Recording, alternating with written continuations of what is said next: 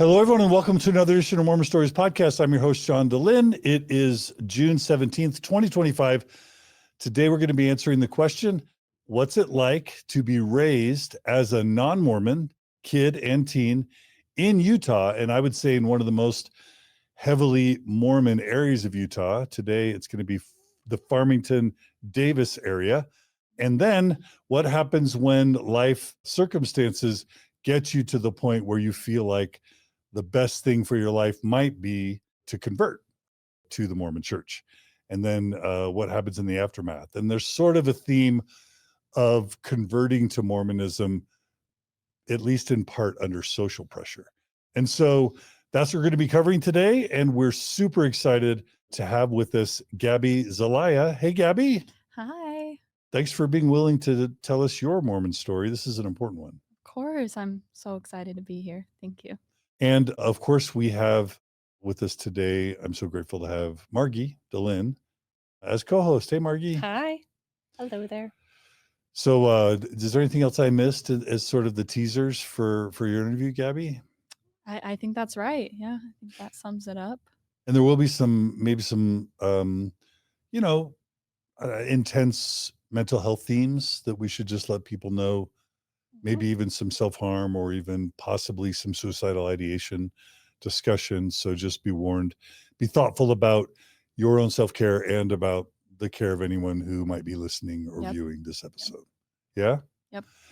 All right. And I'll just say, people write me all the time saying, can you please give voice to the experience of being a non-Mormon in Utah? So I know there's a lot of audience members that are really grateful that you're helping give voice to that experience. Oh, great. I'm so glad that I could come tell my story and hopefully just bring some perspective to that part of the experience living in Utah. All right. Well, Gabi, let's begin. Did your parents move here? Were they born here? Maybe we should start there. Yeah, let's start there. Both my parents were raised Mormon. Okay. I think my mom was more Orthodox than my dad's family, but they were both baptized Mormon. And by the time they were teenagers, they both had kind of definitely left the lifestyle. But I think like into their early 20s, they were still LDS. Yeah. And then do you know what took them out of the church? So my mom, I know, had some really bad experiences and experienced her own faith crisis in her early 20s. And then it wasn't until I was maybe 5 or 6 that she sent a letter to have her name removed from records. And she received a letter back saying that she wasn't able to do that without the priest holder like signing off on it. So I don't want to say what she did, but she made it happen. Okay. So both of my parents had their names removed from records at that point. And we, as a family, tried like some different churches and kind of landed on Presbyterian. We weren't super involved. We kind of went on Christmas and Easter, but we weren't like a religious household. How many siblings? I have 3 siblings. And where are you in the birth order? I'm the third. Okay. So when my parents met, they both had a child already. My mom had a son, my older brother, and my dad had a daughter, my older sister. And then they met and my mom got pregnant, and it was kind of like a shotgun wedding. Like my grandma was like, you guys like need to get married. And so they did. And then I also have a younger sister in the mix. Okay. And you say your family culture was not Mormon and not religious. So was it secular? Was it a strong family culture? Was it not much of a family? What was your family culture like? So I will say like all my extended family, my grandparents, cousins, everybody else is active LDS still. And that had a like with my parents getting married and stuff, that had a big influence on our family still. And it is interesting because we weren't religious, but I still felt a lot of the Mormon culture influenced my family and like how my parents raised us. I still feel like was like culturally pretty Mormon, if that makes sense. Mm-hmm. I think in the early years for sure, things got pretty turbulent in my family and between my parents at a pretty early age. They were separated probably like 5 or 6 times before they divorced when I was 12. Mm. And yeah, that was definitely hard. That sounds rough. I'm sorry for that. Were either of your parents, you mentioned they both had strong LDS families, is that Mhm, right? mhm, There's this thing in Utah where really devout, tight-knit Mormon families will all gather for Sunday dinners at grandma and grandpa's mhm. house, and all the cousins are there and the aunts and uncles are there, or big family reunions where everyone gets together. And you could say everyone's supporting each other, or you could say everybody's in everybody else's business. Were either your mom's side of the family or your dad's side of the family those types of Utah Mormon families? And if so, what was that like to be kind of the, I don't know, black sheeps, or like the Mhm. non-Mormon family in one or Yeah. both of those super tight-knit, multi-generational Utah Mormon families? Exactly, yep. So, Sunday dinners at my grandma's house, Your mom's mom or dad's mom? my mom's Okay. mom, And where was um, that? Like, you're in Farmington, there where? Bountiful. Oh, okay. Yeah. So and this is, maybe describe Farmington and Bountiful Yeah. really quick. Okay. So, well, and Farmington's different now. So they have there's the big shopping mall, lots of restaurants. It wasn't like that when I grew up. There was a Burger King and a Subway. And that was it. And a grocery store. But yeah, just really small town feel. Um I cannot recall a single person I knew like in elementary school who was not LDS. Yeah. We were in a cul-de-sac like in a like suburban neighborhood, and everyone was Mormon. It felt like, except for us. There, churches on every block. Bountiful's very similar. Yeah. Does that kind of? Yeah. And like, what about the culture of like girls or teenage girls and dress and gossip and boys and Mhm. popular culture? And then we'll get back to your grandparents and that sort I of mean, thing. I can recall like even elementary school age hearing little boys talk about missions, all the little girls talking about activity days. I was invited a lot, like almost weekly, getting calls, and people were very friendly when it came to inviting me to the activity days or mutual, or I I think that's what it's called, right? Were you on the rolls? Were you ever confirmed as a baby or baptized such that Nope, your name was on the list? nope, Okay. nope. Okay. None of I think my older brother might have been blessed, but that was the extent of our involvement. Okay. So, Okay. yeah, And like, okay, so highly religious, yes, surroundings. very modest clothing. Meaning what? Always like short sleeve shorts down to the knee. So basically, children being dressed in elementary school for garments, like that Yep. they would be. Oh yeah. Mm, And yeah. I knew, and because of how much it was talked about, it wasn't talked about in my home. I knew a lot about Mormonism from a very young age, just from at school and things like that. You're Yeah. kind of swimming in it. Oh yeah. Okay, so back to these Sundays or family reunions with grandparents. Your Mhm. mom's mom and dad, you were saying? Yep. So my mom's mom, that was over the years, it's better now. Just like with my mom, that was a strained relationship just because even at a young age, it felt like she was always kind of disappointed. We got Your baptized. grandma was Yeah. disappointed in your mom? Yeah. And like us as grandchildren and like really wanted us to be LDS. I could feel that at a very young age that like something is Yeah. kind of off with this relationship. and I love her. I would never want to offend her of course I love her. But we were baptized Presbyterian, I think when I was like 8 or 9. She came and she was crying like in the pews, and Not out Not of a happy happiness. cry. no, she was like devastated. Yeah. Okay. So it was hard, and like she's extremely Orthodox, and that's been a rough relationship between her and my mom, because my mom didn't really want us to have anything to do with the church after she had left, Yeah. which was hard where we grew up. Yeah. It was like inevitable. So would you go to those Sunday dinners with aunts and uncles and cousins? And if so, did it feel cruddy, or did you skip Yeah. those? Or No, we were there. Like my mom, despite leaving the church, she still wanted a family culture, like more than anything. with extended family? With you mean? extended family, Yeah. it was really strained. Yeah. We couldn't relate to them.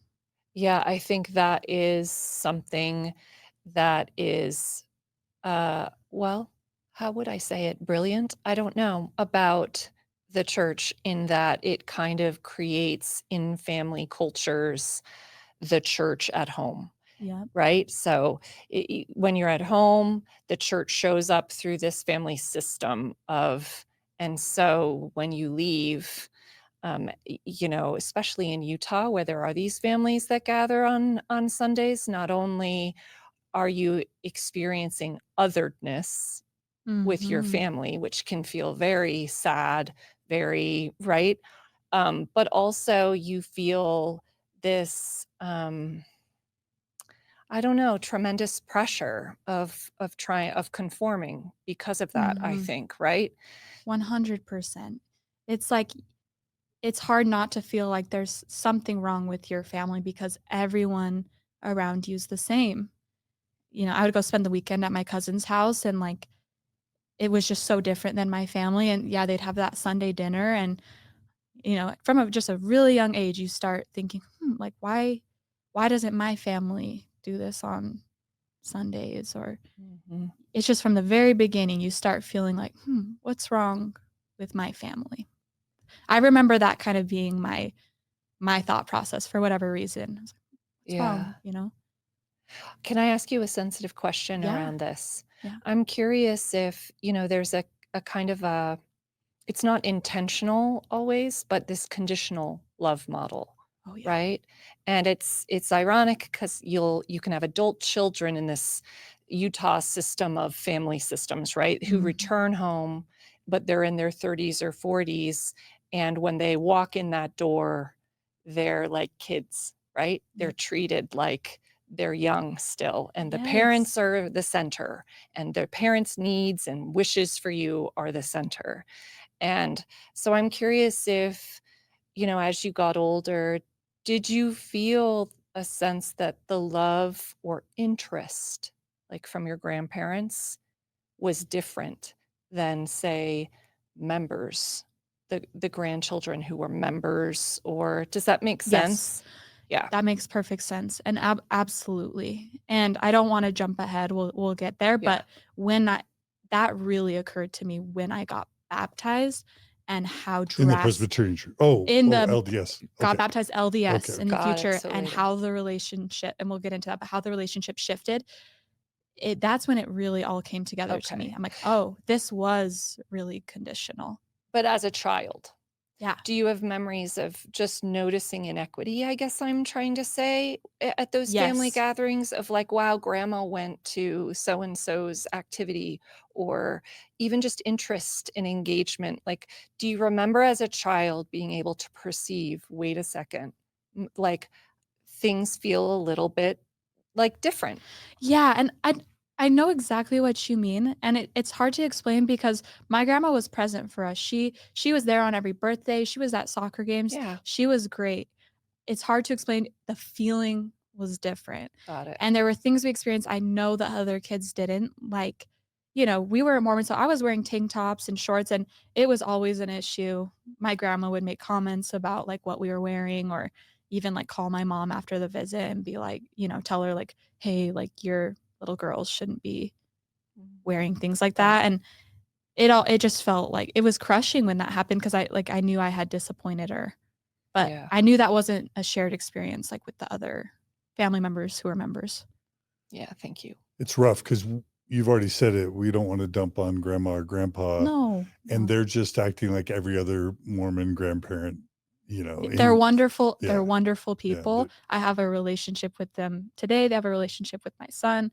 But, this is part of the story. It's just Yeah, what yeah. I experienced. Yeah. And it's part of the system It of is. Mormonism. It's just the system. Yeah. It's the training or Yes.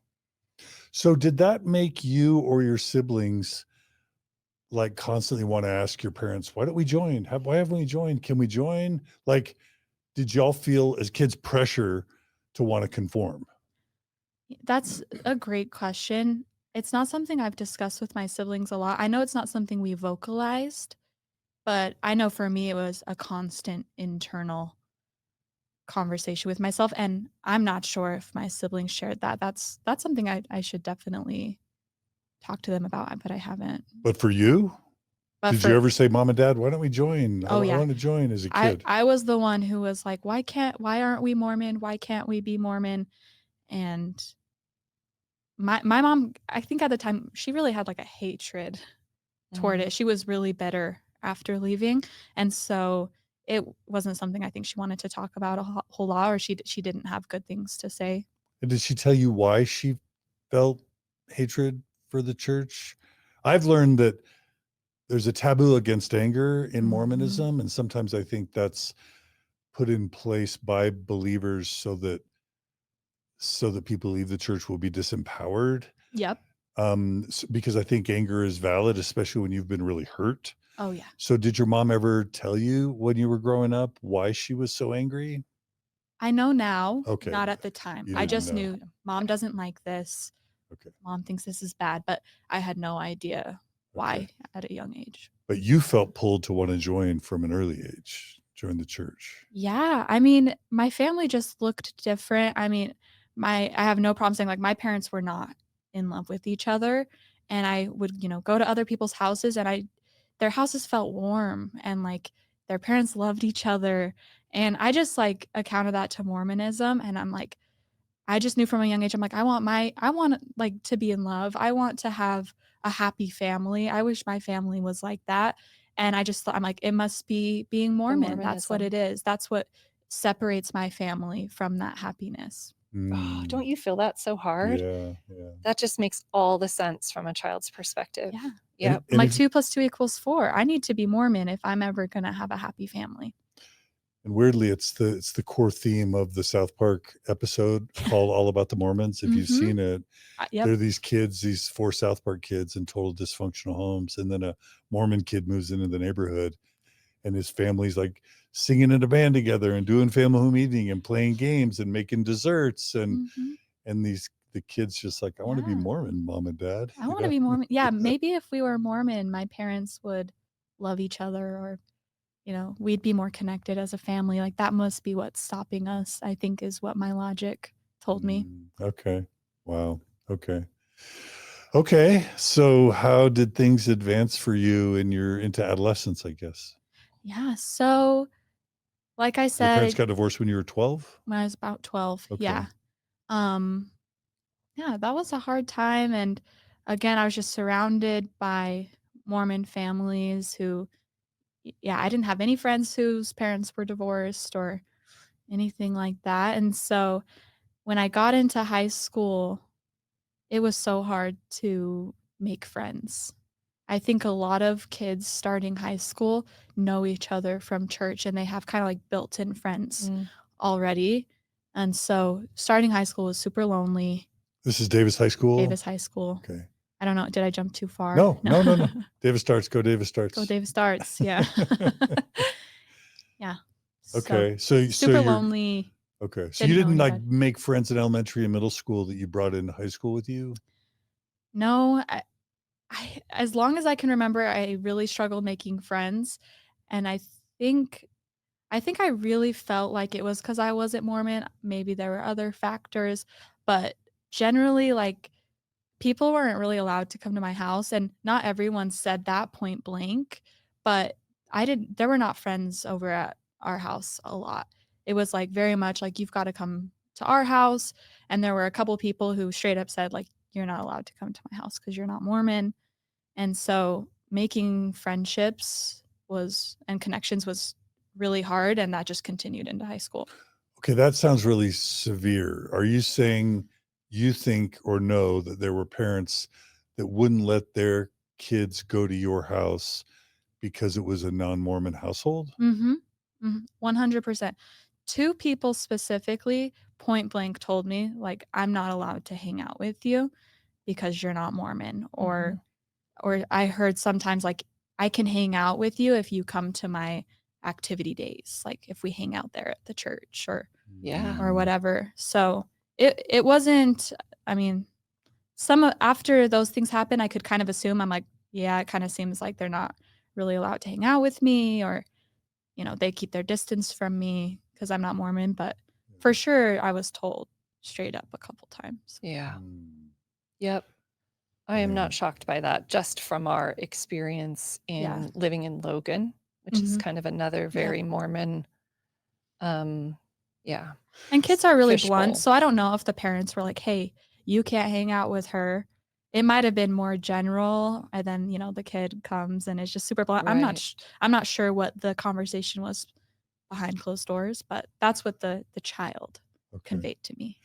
And I know that Utah is becoming more and more secular. So, I Mhm. mean, even in Davis County or Farmington or Bountiful, I'm guessing at least 20 to 30% of the people there aren't active LDS, because like Salt Lake is more today, it's more non LDS than it is LDS. And Mhm. so there's a part of my brain that would be like, well, you would have at least 10 to 20% of the student population of non-Mormons where those kids could find each other and hang out. Was that not your experience? No, and I do think, surprisingly, that even if you're not active, there's still a difference to people between just not being active Mm-hmm.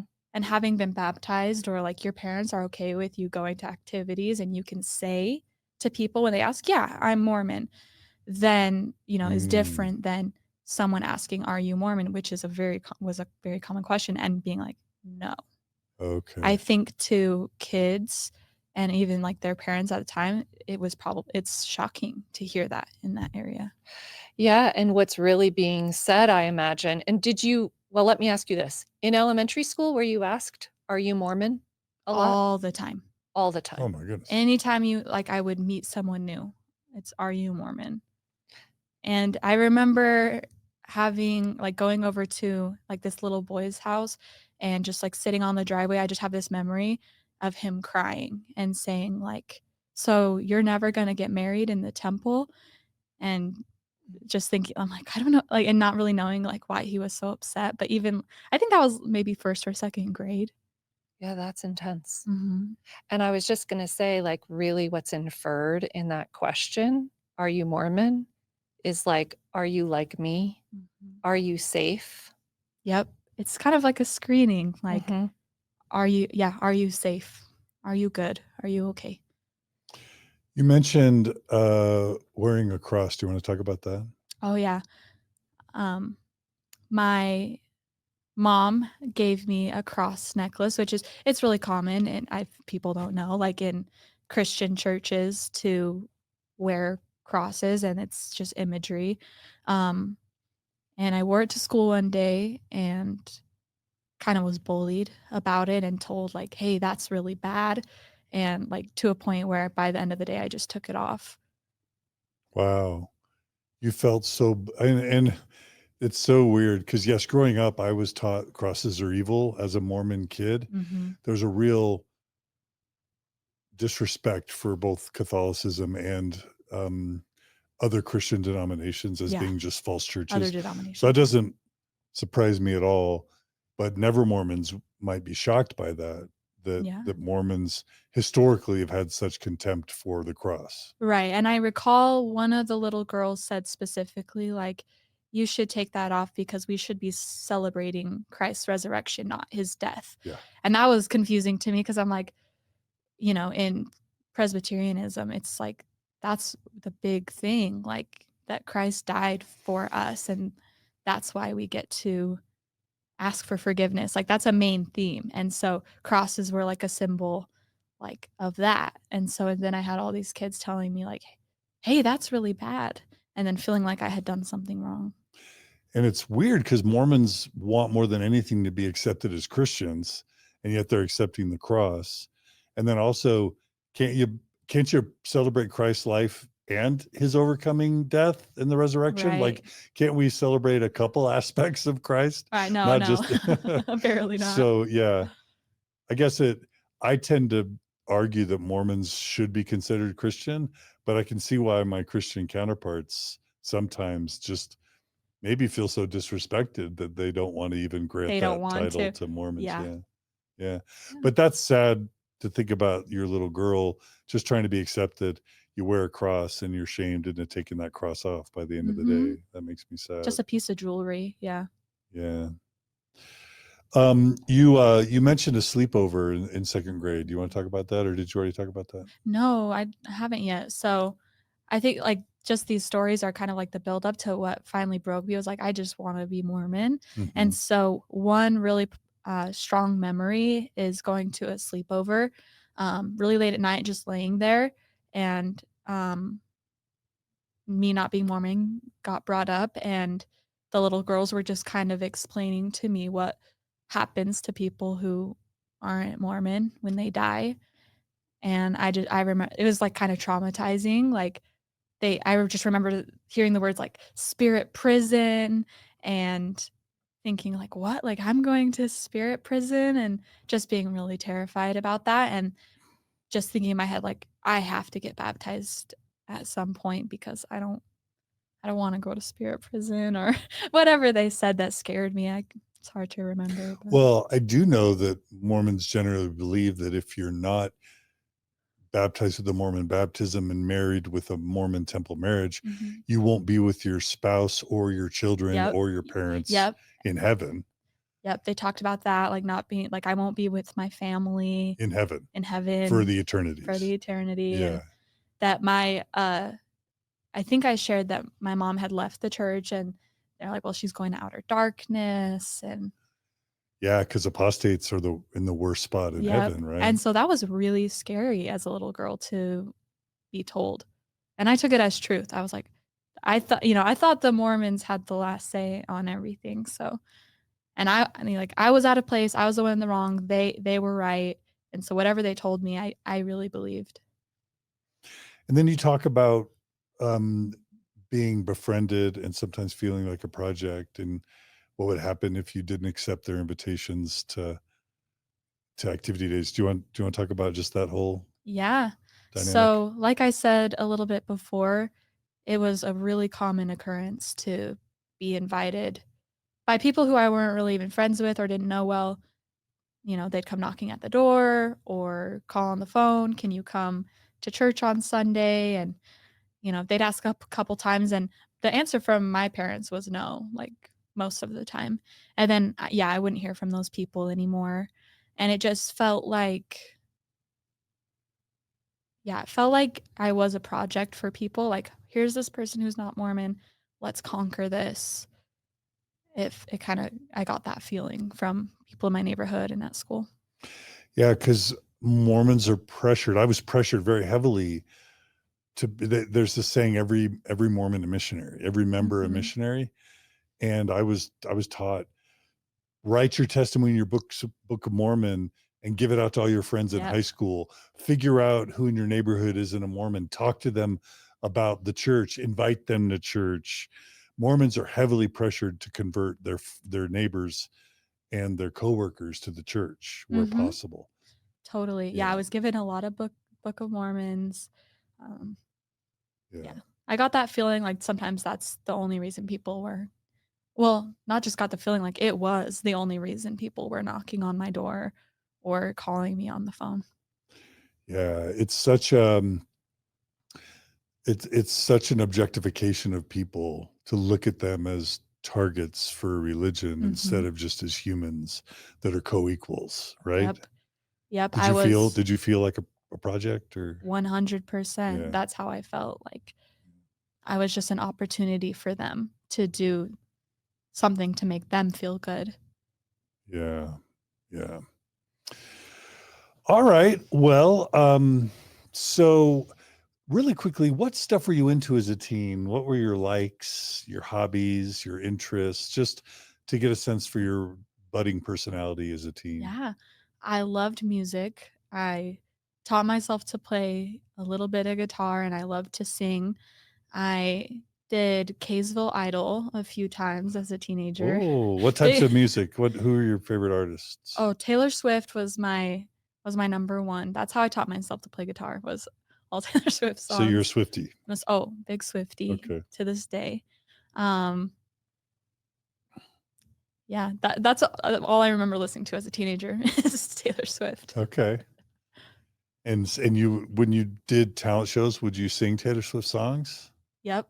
I think I did like Traveling Soldier by the Dixie Chicks. That's a good one. That's a good Yeah, I song. love Dixie Chicks. Yeah, Kaysville loved that one. I think I did Alicia Keys. I would sing a few different things. Yeah. Yeah. Okay. So so you mentioned starting high school and like feeling like you had no friends. Did you eventually settle into a friend group, Yeah. or were you isolated? How did that, talk about your social and relational evolution through high Yep. school? So I'd say most of sophomore year, I was by myself. We lived really close by, so I would just Oh, was the first year of high school in Davis sophomore Yep. or freshman? Sophomore. Okay. 3 years. Some high schools, Yep. it's ninth grade. Yeah. In So my Davis, junior it's high was 7th, 8th, and 9th, and then 10th okay. grade I started at Davis. That's so weird. Why Utah tends to want high school to be 10th, 11th, and 12th. Really strange. Yeah, Yeah. even my husband was in high school 4 years, and Yeah. just a little different. But we lived close by, and in high school you can leave for lunch, and so I would see all the kids like hop into each other's cars and go to Wendy's for lunch or whatever, and I would just walk myself home and spend a lot of time by myself. Did you notice kids going to seminary? Because there's release Uh, time. Talk about release time seminary in Utah, what that's like in high school, and then what's it like to know all the other kids are doing that and you're not? Oh, so weird. Yeah, everyone did seminary. Everyone was talking about it. And I didn't know a What's lot. seminary for those who don't know? Seminary is like church you go to for a period in school. In high school. In high school. Yeah. I think they offer it in junior high as well. Sometimes. I think for sometimes in sure. junior high as Yeah. well, but one period of your day will be spent with a seminary teacher learning about the church. And where does that class take place? On school grounds. There is like a chapel. Is that what you would? It's a seminary building, and weirdly in Utah, they let the Mormon church build these seminary buildings either right on campus or Yep. right like across the street. It was the high school, the auditorium, and the seminary building right next to it. So every class period, a bunch of kids would all go together, walk over to the Mormon seminary building and have religious instruction as part of their Education, their school education. Yeah. So how did that, as you watched and observed that, what was that like? I was jealous. Oh, like, well, all these kids bonded over this thing, and they all had friends, like somewhat, like because they have kids in their ward. And I just wanted that connection. I wanted friendships so much that, yeah, I was like, I wish that I want to go there. Did you ever ask mom and dad, can I do seminary? Or did you ever just secretly try and enroll? No, at this point I knew it was a subject not to really bring up or push. So I never asked, but I did get a free period of the day where I just sat there or went home. Oh, you didn't have to fill it with some other elective? No, because technically the seminary is just release time. Okay. So anyone can have release time. So if you don't go to seminary, you just get a free period. You get a free period, or you can do an elective, but you don't have to. You don't have to. Oh, I didn't know that. Yeah. Okay. That's how oblivious Mormons are to the non-Mormon experience. Yeah. I didn't even know that. I think I said it for like the first period of the day, so maybe I got to sleep in or something, I don't remember, or go home early. Interesting. Okay. But all the Mormons had that release time filled with seminary. I could see some Mormon girl at Davis High School inviting you to come to seminary with her. Did that ever happen? It's hard to remember. I don't think so. I think I was more often just invited to Sunday church. Okay. Okay. So how did your social or relationship, did you ever try and date Mormon boys? Well, Or first did they year is try and date easy you? because nobody's dating. Everybody's 15 pretty Okay. much. And so, And you know, Mormons. Mormons don't date till they're 16. Okay. So that was fine. But later, like the second half of the year, everyone turns 16 and everyone's going to dances like prom and whatever else. And I wasn't being asked. And so that was another like blaring thing that I'm like, is it because I'm not Mormon? You know, and people ask people from their ward, you know, people just know each other. I didn't know anybody. So And Mormons are taught not to date non-Mormons. oh yeah, nobody was gonna ask a girl on a date or go to a dance with a girl who wasn't Mormon. And so what ended up happening, I want to just say there's kind of like a thing where there's two extremes, it felt like at the school. So there was Mormons, and then there was the select few who probably were Mormon and their parents were Mormon, but they were kind of like rebelling against it. And they were seen as kind of like the bad kids, you know, a bad crowd. But what ended up happening is those were the people who ended up kind of befriending me and accepting me. And I don't think they were bad kids, but just because they were I don't know, more alternative or whatever, they were kind of marked by Mormon people as like the bad crowd. But that's kind of the people I ended up being friends with. That's, you know, we experienced that because our, you know, I was excommunicated while my kids were in high school, and they lost all their Mormon friends as a result, or most of their Mormon friends. It's terrible. And so you really have to you're either in the big Mormon crowd, or they're these kind of perceived as edgy kids. You know what I mean? Exactly. The more edgy kids. And I ended up dating one of the more edgy kids. It was kind of like a whirlwind. I think at the time I wasn't quite ready to be like in a serious relationship at all. When I entered high school, I was way more interested in like just going to dances with different people. I wanted a friend group, but I was so lonely. And then here are these people that like finally like they were willing to accept me. They thought something of me. And so, you know, end up dating one of them and getting a lot more serious than I think I ever was ready for or wanted to, even at the time. But it must just be almost intoxicating to finally have someone showing interest in you Someone showing socially. interest in me or telling me that I'm okay the way I am, that I'm worth something. And yeah, I think that is intoxicating, or was at the time. And I don't know if it was like the Mormon culture I don't know if it's Mormon culture, but I also never learned a lot of boundaries. Like I never learned that it was okay to tell somebody no or say, "Oh, like I'm not comfortable." Like I was kind of taught to be a people pleaser, whether that was Mormon culture or just my upbringing. Mm. Or both. A Or nice both, yeah. splendid mix A of nice both, mix right? of both, yeah.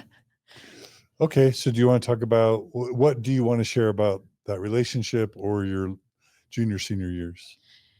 Yeah, so the boyfriend I was with, he did come from a Mormon family. Like his family was pretty orthodox, but he was very rebellious. He smoked cigarettes, he smoked weed, he, you know, was drinking, and it was really chaotic with him. We were both suicidal at the time, and kind of like that feeds off of each other, I think. Um, So you would talk about that with each other? mhm. Oh. Yeah. And like I think at the time we saw as like we were there for each other, but it was really toxic, and I think just like yeah, feeding like negative feeding off of each other. Um and like I said, there were things happening like going a lot further than I was comfortable with, but not able to feel like I had the right to say what I was comfortable with or not, or whether that was even respected if I did. And so what ended up happening with that and how I kind of got out of what I feel now is kind of somewhat of an abusive relationship was he got sent to a year-long program for like drug rehabilitation, which I found out recently the name of the facility, not I won't say the name of the facility, but is a really extremely like abusive facility religiously. Um, but yeah, that he was sent there for a year and he was sent there and I've never spoken to him again. Mm. And you feel like that kind of was good for you to have him sent away? Yeah, because otherwise I don't know what would have happened. I don't know if I would have ever had the strength or like be empowered to end things Yeah. or say like this is enough, Yeah. you know. We did have some friends that were kind of in our like edgier group who were Mormon. I think they were like edgier Mormons, but that culture still really affected them in a sense that I came to them several times for help saying like this is what's happening, and what they did is kind of just cut me off instead of helping. And like we were children, I don't know, I at this point in my life I understand like they didn't have the tools to know what to do, but I think it got to a point where they're like this is too far out of Mormonism for me and like cut me off as a friend. Okay. But you did, like, it's something to recognize. You made attempts to help. vocalize your needs and to get support at that time. Mhm. It was just met with, Judgment. yeah, that's, It just occurred to me like Utah has like probably a lot of predominantly Christian states in the United States. Mhm. Utah's got weird laws around sex education. It has this weird maturity lessons that you get, I guess, in middle school, where they're kind of, they try and dance around sex education, but it's a very Mormons, even Mormon church leaders give those maturation lessons. Did you do maturation? And Yeah. do you remember anything about it? There was a maturation in 6th grade where it's mostly like hygienic. We learn about, deodorant, things like that. And then in junior high and high school, I can remember it wasn't abstinence only per se, but that was like heavily Preference. preferenced. And so we did learn about like STDs, types of protection, but I would say abstinence was the biggest conversation. Did you learn about consent, healthy consent? No. Definitely not. Did you learn about birth control? I think I think it's great like grazed over a little bit. Like here are options. Yeah. Yeah. So it's not. I don't think it's the worst in the country, to be Yeah, honest. The fact okay. that we even learned about like contraception. Yeah. Okay.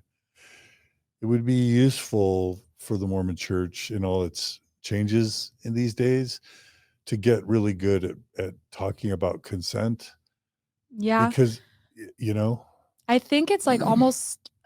I want to say it's like almost the opposite. Like I'm very aware of in the Mormon culture of like women feeling like they definitely owe their husband and things like that. And so I know consent in my household, at school, or anywhere was not something that was on my radar until I was like well into an adulthood. Like, oh, yeah, almost like a male centered yes, desire within sexual relations. Like it's focused on more of a male's 1000%. Yeah. Yeah. An experience. I just wondering if that left you a little bit vulnerable as a non-Mormon, Yes. Yeah. possibly. Yep. I think that is a big part of what happened is I was so uncomfortable. I think it contributed so much to my self-harm and suicidal ideation just because I grew up so immersed in the Mormon culture that I did feel like I was ruined was how I felt. Like I felt like no one was ever going to want to marry me. I felt like no one would ever look at me the same. And yeah, I never learned that it was okay to even express that, like express no. Yeah. Can I ask you really Hmm. quickly, at home, did you talk about sex? Were there conversations with either parent? No, so that was it was a taboo subject Okay. in my house. I think they tried, but it was like my dad would go red Yes, when when it makes the parents when so uncomfortable. it was so uncomfortable for them that they were definitely not like a resource for me Okay. at the time.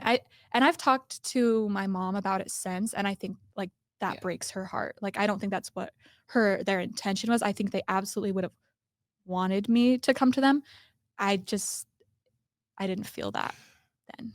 I'm going to say how much I just so relate. Like when our kids all ended up leaving the church because I was kicked out, I believe me and Margie were just so ill-equipped to provide help and Mhm. counsel to our teenage and young adult kids because we hadn't ever sort of lived non-Mormon lives. And so there are all sorts of things that normal, healthy, developmental experiences our kids were having as teens and young adults Mhm. that I just don't think we had any way to help them with, No, yeah. Well, I will speak for myself. I feel like I had to educate myself Mhm. at that point in time as to like what's normative, what are other approaches other than a fear-based approach Yep. where you could even be giving options, but if all the options are shrouded in fear, like, you know, Mhm. Yep. STI, you could die, You could or you know what I mean? Or Yes. like birth control, but also here are all the risks and you can still get pregnant, or that fear-based, it took a real effort, I'll say, for myself to really get educated, talk to people, and kind of recondition so Mhm. that I could show up better for Yeah. my kids. And even Yes. to like nervous system, too, like low risk. This is not like that something's being taken away from a child. It could be something that's given. It's an experience that can be enriching. It's an experience that can really be you know, a positive, Mhm. which Yeah. sounds crazy, Yes. but And I think fear is the exact right word, because my parents would say things like the conversation would be, "We woke up one day and had 3 kids, so don't have sex." Like, you know, "Wait mm, till you're married." And that was like the extent of it. Yeah. Yeah. I'm just thinking when my kids became teens or young adults, if they'd come to me and said, Dad, how do I get weed? Or how do I get weed in a healthy way? Or how do I drink in a responsible way? Or how do I have a conversation with my partner about contraception or consent? I Mhm. would have just been like, just don't do those things. You know what I mean? Like, and I, S and I guess that's a discussion of being an ex-Mormon parent trying to raise kids without a healthy secular worldview. Mhm. Many ex-Mormon parents maybe just aren't equipped on how to raise super healthy modern kids. They're not. Yeah. And like with my education and what I know now is like it's not really ever too early to start talking about these things. Like if they're old enough to ask or to think about it, like they're old enough to have the conversation. And Yeah. there's no benefit to like, in an age appropriate, there's no benefit of withholding that information, Yeah. and not explaining Yeah. it in an age appropriate way. But I think a lot of kids are not getting that. Yeah. I have a question about going back to your story now. Mhm. So it sounds like your boyfriend was sent to a program for a year. Do you remember at that time getting the news or finding out that he was sent away and how you felt in that moment when you heard that news? Like a few emotions that you remember. Yes. So I was part of the reason it happened. I had a lot of information and a somewhat close relationship with his mother. She's a great person. But just like an Orthodox Mormon and very concerned about, Mm. her child. But he, like I said, we were having lots of conversations about, suicidal ideation. And this was like a particularly turbulent time for him. And he was sending me text messages that like he had a gun. So I ended up calling his mom. Oh, I And see. it was like a really scary situation. Like I Mhm. thought something was going to happen. I reached out to his mom, and I felt a lot of guilt. I think he probably was angry with me. It's strange though. I never spoke to him after that. I think it took like maybe a month or so for my nervous system to calm down, but it was pretty quickly that I realized like I felt pretty at peace. Yeah. Like this is not how I wanted this to happen, but like I'm free now. Mhm. Yeah. Yeah. Just going back a tiny bit also to what you mentioned, I'm struck by, we often talk about the kind of purity culture in Mormonism, the chewed gum, the Mhm. licked cupcake analogies. Mhm. I find it fascinating that you weren't even a believer in the church, and yet somehow as a non-Mormon growing up in Utah as a teen who experienced healthy, normal development, well, who experienced probably typical developmental experiences. Mhm. You absorbed that purity culture, licked cupcake, damaged goods mentality, even without the belief, because Yeah. you're swimming in the culture. Swimming in the culture. And as I got older, I went enough. I started going, I was attended young women's and Sunday church. I mean, like a dozen times or more. Like I think enough to understand like what they were teaching. But yeah, just swimming in the culture enough that I think it impacted me just as much as someone who was a member. That makes sense. And I think that added layer that you gave us earlier, where you as a child kind of absorbed all that I want and all I don't have is because of It's Mormonism. because of Mormonism. And like not to mention that boyfriend whose family was so Mormon. Both of his older siblings went on missions while we were together. And after he was sent away, like I think it was like the day after, his mom texted me and said, "Hey, can I ask you a question?" And I was like, "Sure." And she asked, "Were you two having sex?" Like that was what she wanted to after everything that happened. And he was now in rehab. That's what she wanted to ask me. Wow. And I think like the shame and the guilt, like, wow, I really did something really bad. That this is what she's asking me out of everything. Not how did he get a gun? Not, That's were you two powerful. having sex? It may be suggesting to you that your sex with him might have been what caused him to go off the edge. Maybe. Hmm. But, he was doing drugs, drinking, he was doing a lot of So many stuff. things So many to- things. And I honestly think that was her biggest concern. Was Hmm. the And sexual piece. Mhm. I'll say I'm sure she was extremely concerned about everything, but Yeah. I'll say that was one of her big concerns. Yeah. So in your outline, you talk about kind of the depression and anxiety really getting significant for you by your junior year. Do you want to talk about Yeah. your mental health treatment? Yeah. Or- So yeah. after that occurred, I was in such like a negative space. I did go to inpatient psychiatric hospital twice, self-harm and just, coming up with a plan. And like that was enough to like, luckily I felt comfortable going to my mom and just letting her know how I was feeling, and I got the help that I Oh, needed. And I'm so glad you went to her. yeah, Mhm. I'm really grateful that I felt like comfortable at that point to talk to Share. her about that. And just I knew, because I remember like I'm like I didn't want to die, but you just don't want to feel how you're feeling anymore. It felt so overwhelming. I felt like I'm like I've ruined my life. Like if I'm just kind of had like this short focal point of like, it was hard to see that there would ever be a life outside of what was going on, what had happened, what was going on, how I felt. Yeah. Was inpatient treatment helpful? And if so, how? No, I mean, not, I wouldn't say with like the healing. What it is just a safe place where you can't hurt yourself.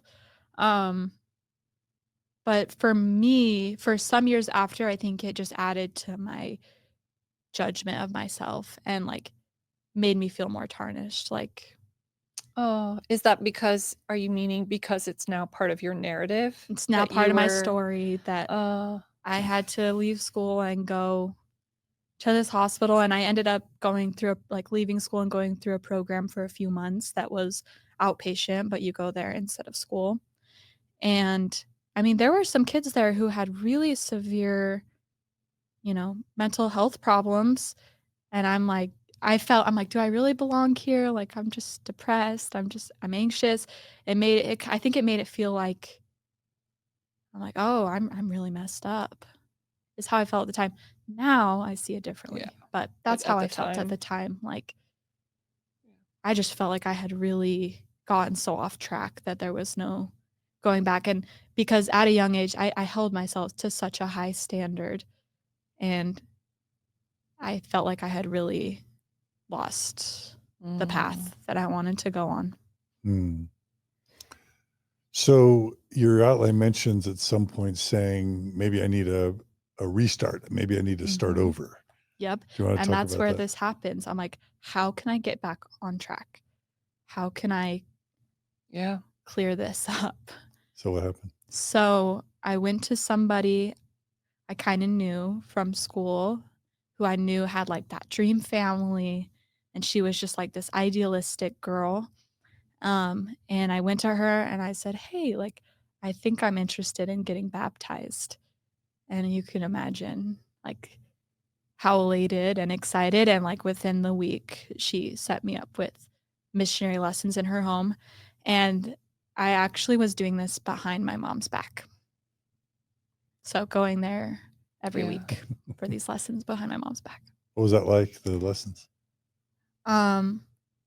I mean, I felt almost on top of the world because of how I was being treated. Like, I was just being told like how amazing it was that I was making this decision. And I didn't tell them to the full extent of of the story. I let them know like I've gone through kind of a dark period. I want to start over. And they really like grasped onto that throughout the lessons. Like, this is how you can be clean. When you get baptized, you're going to be washed clean again. And that, like, For your What brain. was that like for you? it was such a relief. The idea that I might be able to like wash my soul clean of everything terrible I had done. Did you believe in a soul? And did you believe your soul was dirty? It's like complicated because it was, I don't know if it was that or if it was like just how I saw myself or how other people saw me. Maybe a mixture of all of it.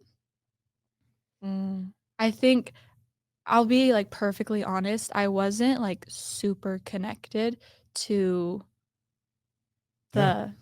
the gospel or like Joseph Smith. Like there was no testimony there. But I went into it knowing like I'm gonna get baptized. So they're like, did you read this page and did you feel the spirit? Yes, I did. Like I was just hell bent on like I'm just gonna get baptized because just of that idea, like, and the wording they used of like clean again. Yeah. Like this was how I could start over. And like having like had sex and feeling like that was like the worst thing I could have done, and knowing that like this was kind of like a restart, Yeah. that was like makes really sense to me. huge for me. Yes. So there's like worrying about your soul, will I go to heaven or not, purity, or there's just my life's in the dumps and I just want to like get my life going in a better direction, or I just want to feel better. Yeah. Where were you on those two kind of scales? Like honestly, just wanting to feel better about myself. Um, I think I thought at the time, like I really thought that I would be able to forget everything that happened after I got baptized. Like this was really just a fresh start for me. And like though maybe the world would see me differently and maybe I'd see myself differently if I was doing this really like what other people thought was a really good thing. I just Right. wanted to do something good. And I'm also hearing like have a different experience Yeah. because you'd been suffering for so long. So Yeah. I can see that why it was so enticing to you. Yeah. I'm like, I want to go towards like this thing that I viewed as like the light because the people that weren't involved in church like really hurt me. Yeah. And so I'm like, I've got to go like hard right turn. Yeah. I see that. So can I just make an observation? Mhm. Like it seems, and correct me if I'm wrong, in your story, you go from this place of tremendous suffering and loss. Um, and it sounds like lonely to like, I'm going to get baptized. And then you have all the people and you have all the praise and you have this hope of like, ooh, I could start again. I could be a new version of me. I could be this Yes. but it's like such a flip in so little time. Yes. Is that right? That's exactly right. I'm like, I'll be a new person and all these people will see me in a new light. And And you was part of it, you'll make new friends, you'll finally have a Belong. bestie, you'll belong to a social group, maybe you'll get asked to dances, you know. yeah. Well, right off the bat, this family, and by the way, they're a great family. Yeah. I still follow up and they're great people. I came to them for help and they responded the way I Yes. wanted them to. Mhm. I just want to say that because I Mhm. really appreciate them. Mhm. But immediately, I was over at their house all the time eating dinner, and I mean, they were the picture of a perfect family to me. And I was involved and going to church with them and kind of felt like a part of their family. And the girl, kind of took me under her wing at school. I was going out to Wendy's now for lunch, and like already before even getting baptized was such a big change in Your like experience. socially, and I already felt more accepted You mean going to Wendy's with the kids during the during lunch lunch break? instead of going home by myself. Wow. Yeah. Did you start going to seminary?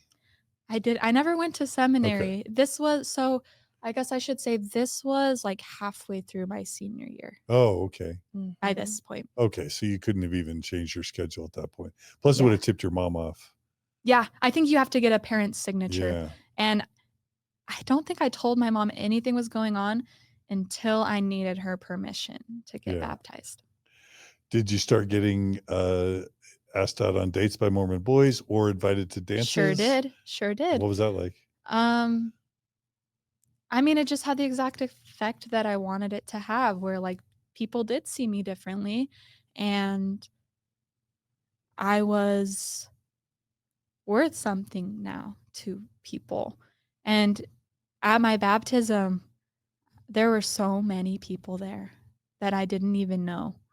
Like all the seats were filled and there were people standing in the back. And I remember looking around like, I don't even know. Like I see these people at school, but they've never even spoken to me. And they were all there giving me hugs, telling me how great this was. Um, my ex-boyfriend's mom came. She was just like, everyone felt like on cloud nine for me. Mhm. And in turn that I'm like, okay, like I'm doing the right thing. People see me as a good person now. Mm. How long did you do the lessons with the missionaries and quote investigate as they call it? It was quick because I came to them saying, I'm going to get baptized. But I want to say, I don't just the full, however many you need to take. 6 I- lessons or whatever. Yeah, I want to say it was just like a little over a month. Okay. What was that conversation like with either your mom or dad or both? My dad was supportive. He was like, "This is what you want." I was like, "Yeah." He said, "Do you want me to come?" I said, "No." Um, just because I think I knew my heart wasn't in it for the right reasons. I think I felt a little guilty, like, having him come. I don't know. My Because you mom weren't a literal believer, you Yeah, mean? I wasn't like, "I believe in this church." Mm-hmm. Like, I think I knew in my head I was kind of doing it for not probably the reasons they would like. But Um, really, you were doing it for, I mean, basic needs reasons. You were trying to it was save your survival. life. It was survival. Yeah. It was mental health and it was social. Yep. And those are actually great reasons, Yeah. in my opinion. I mean, to me it was, and it like I said, it did exactly what I needed at the time. It was how I survived. Yeah. With my mom, it was really, Mm-hmm. really bad for a time. We didn't talk for we just weren't talking while it was happening. She went out of town when I was being baptized. She didn't want to be there. Mm-hmm. I Yeah. think I forged her signature on the paper Mm. asking permission. Yeah. Hopefully that's okay to say. But Yeah. um yeah, she wouldn't sign it. She's like, "Do whatever you want. Sign my signature. I'm not signing it." Mm. Um Yep. what was interesting was the people out, like the missionaries, the family who helped me, and there was some like old, I don't know what you call like the senior missionaries. Companion, senior companion. Yeah. They they were just having me over and they would just tell me like, "You're so brave. You're having such a hard time with your mom. She doesn't want to get you to get baptized. Like, we're proud of you. Yeah. You're doing Yep. the right thing." Mm-hmm. Wow. Really quickly, and I know this theme's going to come out later probably, but if you read like Stephen Hassan or any of the kind of cult experts, they come up with this term love bombing, which is this idea that cults will swarm you with attention and love and compliments and treats and goodies and social connections and friendships as a way to kind of lure you in. Mhm. And I'm mindful, you've already said it was you who went to this family because you were wanting it. So we're not accusing anyone of that. I want you to talk about that spectrum of like, is that just an unfair characterization of people who just believe something sincerely and love you and want to help and were there for you when you needed it? Or is it fair to just say that's nefarious social manipulation? Or do you think that's just an unkind and unfair way to describe what you experienced? Do you have thoughts on that? 100%. I think that's fair because What's fair? that, like what you said is true, that there is like a love bombing and, um, lose my train of thought. Is that bad or good though? I think it's Or negative, and both? I did come to them, but we're talking about a lifetime of people, of the love bombing, of the bringing brownies, come to church, and there was a reason I felt confident and comfortable coming to this girl, like, I want to get baptized. She wasn't somebody random. She was somebody who had time and time again, like, invited me to Young Women's, invited me to church. Like, that's how I knew her. And so that's why I felt comfortable going to her, is and she was the contact because there was, Mm-hmm. that pattern Yeah. with her. But I- a whole lifetime of conditioning of like, this is what these people want from me. This This is is what how to will get. this is how I'm going to get my acceptance. This is how do you get love and Mhm. belonging here. Here. Yeah. Mm-hmm. Okay, so you're saying it's a little bit potentially pernicious because it's a lifetime of grooming you to where that's the only acceptable path for you.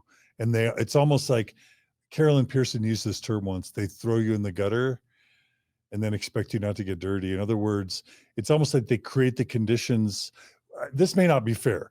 Let me just ask you, if someone were to say, it's almost like Mormons in Utah create the conditions where non-Mormons are going to feel like their life is empty and sad and meaningless and they're inferior, such that then their only real option is to end up joining, that it's almost like you're set up for that, set up to fail so that then you'll come on your knees back to the church. Is that giving too much credit or even slandering the social dynamics here? No, I think you're spot on. Really? I think that's really well put, because I was cast out for this one reason. So when I want acceptance, how am I to think there's any other way? You know what I mean? So, I mean, it wasn't even a question. I'm like, I've been so alone for so long. I've been so sad. I've tried everything. I joined track. I've tried to reach out to people. I've tried everything. The only thing I haven't tried is becoming Mormon. Yes. Because and none of those things would bridge the gap. it doesn't bridge the gap. Mm-hmm. Yeah.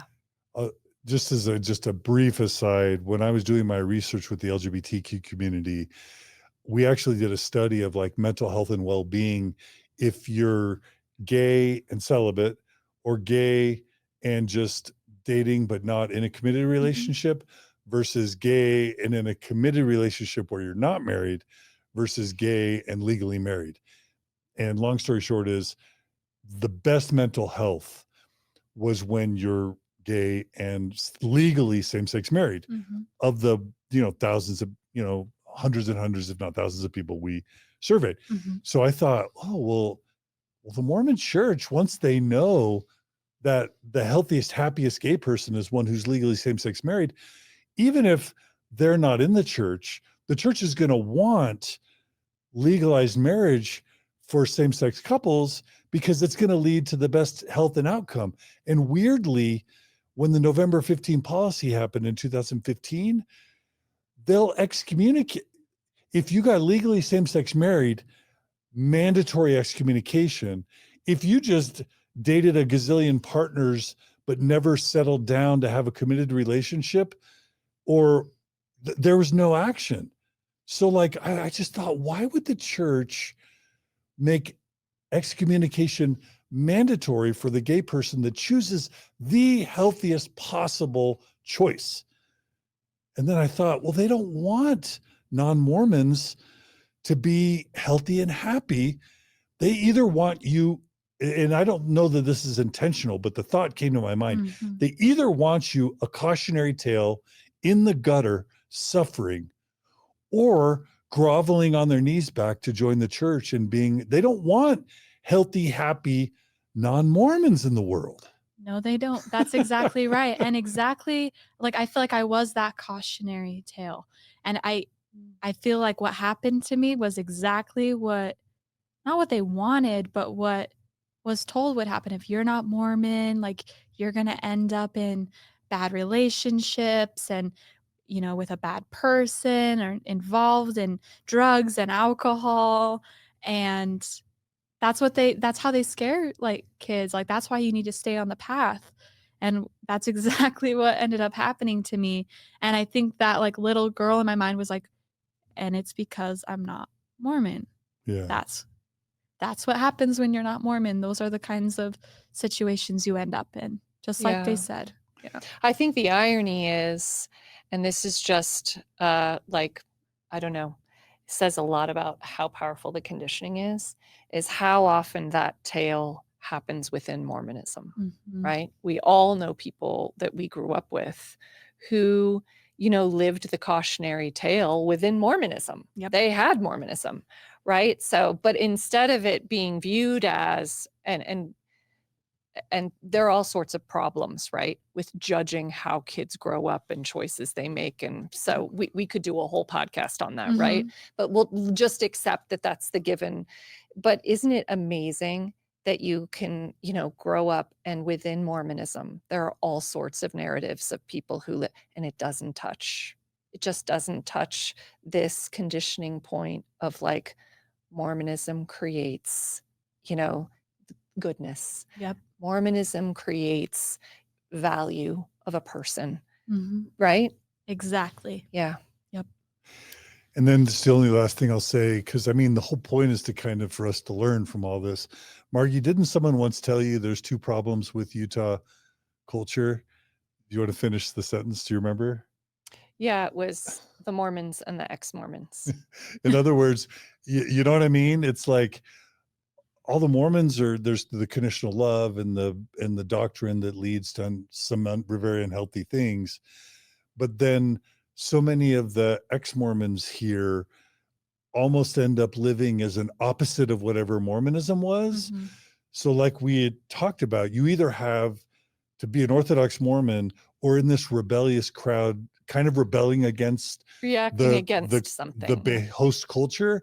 What there isn't a lot of in Utah is just a middle ground, secular, healthy, normal culture, or at least, I don't know, maybe people have a hard time finding that, right?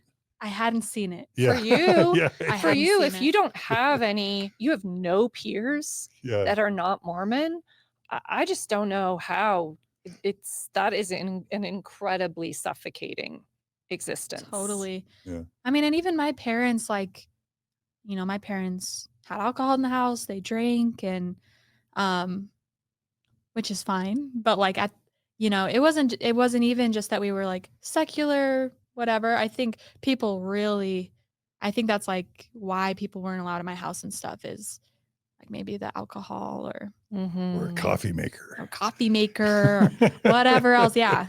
Which none of that Yeah. is bad, but I think in the Right. heads of little kids, it's like the worst thing you can Yeah. see.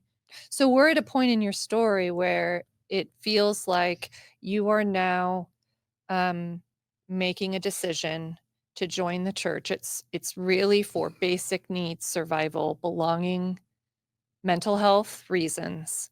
And the cost is now there's this chasm, maybe in your relationship with your mom in particular, right? Yep. So your personal relationships kind of suffer.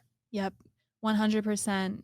And like this is kind of like I like foreshadowed earlier with my grandmother, like she was so thrilled, and like my grandpa baptized me, and I remember just coming out of the water, and she made me a towel and sewed my name on it and wrapped me in it, and just like shaking, crying, just so Wow. Yep. happy. And And your mom and dad weren't in attendance. Oh, okay. no, like none of my siblings.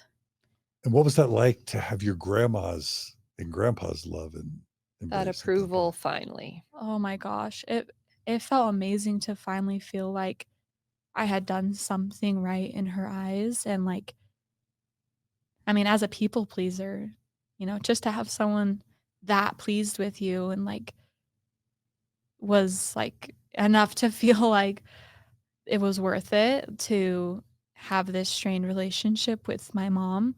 But it was strained between like my mom and my grandparents because of Yeah. their involvement. And um my mom knew the reasons I was doing it, and she told my grandma, like, you know, Gabby doesn't even really believe in the church. Like, she's just doing this to make friends. And like my grandma didn't even care. She was like, that's fine. That's just fine. Yeah. So I'll just say it again. That's a good reason. Like friends are social. Like there's this saying, a lone monkey is a dead monkey. We are tribal animals. And like one of the most toxic things to mental health and physical health is loneliness. So I'm just going to say it. To make friends and to be accepted into a social group, you could argue is actually a good reason to join a church, even if you don't believe in the theology or the doctrine. That's my opinion. Thank you for saying that. Just because, and I feel that too now. I'm like, oh my gosh, I was just a child who just wanted acceptance. Like that's such a basic Need. And so I'm like, go for it, girl. But at the time I didn't want, I was like mortified that my mom had told my grandma that's why I was doing it. I was so mortified because I felt a lot of shame and guilt about that. But also I can relate, not personally, but so many ex-Mormons I've met, they feel so traumatized by the church. They're just like, okay, you may feel happy now, Gabby, your mom. I'm trying to channel your mom. Yep. You may be happy now, but just wait till the abuse or the patriarchy or the oppression or the judgment starts. You're just going to be like, she's probably thinking, I stopped the chain of multi-generational harm. and now you're just going to get, just for you to go and get baptized. yeah, like it may feel good now, but I imagine your mom was feeling the harm is going to come. Right. 100%. Well, and especially because, I mean, I wasn't perfectly honest with them. They ask you before baptism what you've done. Have you had sex? Yeah, I was not honest just because Okay. I didn't want anything In to your be in way. my way. Mm-hmm. Which not great, but They would have still let you get baptized even if you had confessed. really, Oh, yeah. I didn't know that, so I wasn't very honest with them. I really sense in you that you were in a desperate state. Mm-hmm. And this is kind of part of that. And back to the love bombing, it's sort of like, I feel hard for your mom around this. Like the issue with love bombing is what comes after love bombing. And it sounds like she knew it all knows. too well, that it wasn't free, Nope. And so, yeah, I feel hard for her, and I feel hard for you, because the truth is, if this saved you for a week, a month, and allowed you to sort of be in this place of softness for however long, till you were a little more stable, grounded, had a little more sense of yourself to kind of, survival's real. We do what we do to survive. Yeah. And there's not a huge choice actually in that when we're really in a survival mode, right? So I'm just so happy with your resources, you were able to grapple and grab at something that kept you here. Yep, exactly. I was just clawing at anything. Yep. And that's what it was a lifetime of my conditioning of what's good, what's right, what will lead me, what's the right path. And that was just the closest thing. Yeah. But surprise, it wasn't a magic eraser. Okay, wait. So how'd you feel on the day of your baptism? Just spiritually, the baptism, the gift of the Holy Ghost. Did you feel things spiritually? No. So, socially, like I said, everything lined up the way that I needed at that time. And and you're 17, right? I'm 17. Okay. But I remember sitting there and, people were singing and talking, and there were people in the crowd or whatever, call it, crying. And I'm just like, why am I not? I wasn't emotional. I didn't, the testimony, the spirit wasn't there for me, Okay. even on that day. But the social stuff was, and how did that feel? It was a little overwhelming, and I also think it was I think my heart broke a little too, though, seeing how many people were there and oh, I was right. This really was it. I spent my whole life struggling and being an outsider. And this is all it took. Yeah. This is all that had to happen for there to be 100 people in this room wanting to talk to me. Wow, that's So you say that made you feel what? I felt a little heartbroken that I had spent so long suffering. And I'm like, well, this was it. Did you wish you had done it sooner or not? Oh, okay. Yeah, okay. I wish I had done it sooner. I think I also kind of wished that people just liked me for me. And that I'm like, I really had to kind of put on this big show for people in this town to care about me. That's right. Yep, it reminds me of the fitting in belonging paradigm by Brene Brown. The difference between fitting in is that usually you're sacrificing parts or pieces of yourself in order to be part of the group, as opposed to belonging where you show up as you are and you're wanted and loved as you are. Yep. And whereas I wasn't really believing, I knew it wasn't true, what they were saying about Joseph Smith and things like that. I was the feeling of belonging was I think the closest thing to the spirit that I felt was belonging and community, but it almost felt felt artificial because it Mm. was. It's like almost you had a glimpse of, wait, this is fitting in though. So this is what it's like to belong. Yeah. But there's still pieces missing because I knew it wasn't real. Yeah, that's right. What about feeling clean? What about feeling like you're new? Did you feel that on your I did for a while, for some time. It crept back up with me, but I think for a while, knowing, because I think everybody knows that, like when you get baptized, like all your sins are washed Mhm. away. Someone said it's like you're a brand new baby or something like that. And I knew that's how everyone else saw me. And so that gave me permission to feel that way about myself. But it wasn't a spirit. Does that make sense? Like it wasn't Yeah. spiritual or like religious that I really believed that like my soul was clean. It was like giving myself permission to feel that way about myself because I knew that's what everyone else saw in me. Yeah, it's almost like your feelings about yourself were just mapping onto what you perceived the social group the thought outside about in you. approach? Yeah. So if the crowd thinks you're clean now, then you have permission to Mhm. believe you're clean now. Yep. That's Yeah. kind of messed up. Oh yeah. I had like it's like I think I just didn't have like a sense of self. Yeah. Yeah, you're I was going to 17, say it's yeah. also Yeah. psychologically on point Yeah. and something that Developmentally. that's yeah. right. Is it? Okay. Mhm. For a while I'm Developmentally, yeah. I We're was like social that was kind of creatures. crazy. But Yeah. that's just the truth. Yeah. Yeah. So how did your Mormon life go? It was short-lived. Oh, really? Yeah. So because my heart wasn't in it, I really tried to go to church and young women's, and it was hard for me to go. I didn't like to go. It also like Why not? I didn't like how it made me feel. I didn't believe what they were saying. Do you know what about it you didn't like or believe? Well, I knew at the time, I mean, when I was 17, like this was 2015, so I knew the church was homophobic in my opinion. Um Mhm. that did not sit right with me. I've just always been like an ally and someone who believed people should be able to feel how they feel and live their life how they want to. And so that never sat well with me at all.